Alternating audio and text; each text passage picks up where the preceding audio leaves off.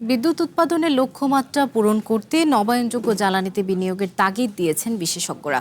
জাতীয় প্রেসক্লাবে এক মতবিনিময় সভায় তারা বলেন, নবায়নযোগ্য জ্বালানিতে বিনিয়োগ বাড়াতে সরকারকেও নীতি সহায়তা দিতে হবে।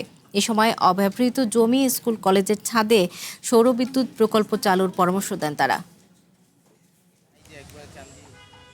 জ্বালানির হঠাৎ মূল্যবৃদ্ধি ও সরবরাহ লাইনে প্রতিবন্ধকতার ফলে দেশে জ্বালানি সংকট তৈরি হচ্ছে ও বিদ্যুৎ উৎপাদন ব্যাহত হচ্ছে, যার নেতিবাচক প্রভাব পড়ছে দেশের শিল্প, কৃষি, পরিবহন ও বাণিজ্য খাত সহ সামগ্রিক অর্থনীতির উপর।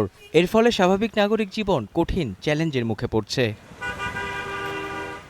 বর্তমান সরকার নবায়নযোগ্য জ্বালানি নীতিমালা ২০২৫-এর অধীনে ২০৩০ সালের মধ্যে ১০,০০০ মেগাওয়াট সৌর বিদ্যুৎ উৎপাদনের লক্ষ্যমাত্রা নির্ধারণ করেছে।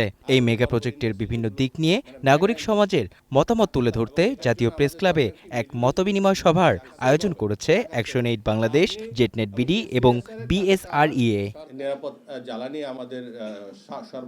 প্রজেক্টের নীতিগত অসামঞ্জস্য দূর করা, জমির সীমিত ব্যবহার, কমিউনিটি ভিত্তিক সৌরবিদ্যুৎ মডেল এবং বাস্তবসম্মত অর্থায়ন কাঠামো নিয়ে বিভিন্ন বিষয় তুলে ধরেন বক্তারা। যে $1 এলএনজি থেকে যেটা ইনভেস্টমেন্ট যদি আপনি সরায়া সেটা নবায়নযোগ্যতা করেন $1, তাহলে 17 গুণ বেশি লাভ হয়। 30,000 মেগাওয়াট, অনলি 3% রিনিউয়েবল এনার্জি, 60-70 কোটি টাকা প্রতি বছর 72 কি যাচ্ছে পিডিবি।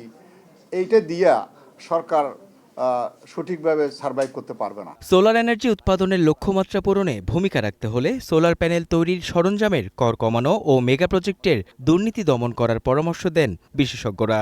জ্বালানি সংকট সমাধান না করে অর্থনীতিকে কখনো সচল রাখা যাবে না। সোলার এবং সোলার পণ্যের উপর ট্যাক্স খুব দ্রুত বন্ধ করা উচিত, মানে এটা ইমিডিয়েট। লক্ষ্যমাত্রা পূরণে অব্যবহৃত জমি কাজে লাগানো সহ অংশীজনদের সাথে নিয়ে এগিয়ে যেতে হবে, অন্যথায় প্রকল্পের সুফল কাগজে কলমে থাকবে বলে মত সংশ্লিষ্টদের। ক্র্যাশ প্রোগ্রাম নিয়ে যা করে, আমি তো বলি যে এই যে এগ্রিকালচার জমিও যদি কিছুটা ছাড় দিতে হয় দেন, যাই করতে হয় যা করার আপনি করেন। I will try to convince the মন্ত্রী যে আপনাদের এটা করতে হবে। এই মেগা প্রজেক্ট সৌরবিদ্যুতের লক্ষ্যমাত্রা অর্জন বাংলাদেশের জ্বালানি সার্বভৌমত্ব ও জলবায়ু সুরক্ষা নিশ্চিত করার ঐতিহাসিক সুযোগ বলে মনে করছেন নাগরিক সমাজ। 10,000 মেগাওয়াট আমি কত 4.5 ঘন্টা পাই। মেহেদী হাসান, ওয়ান নিউজ, ঢাকা।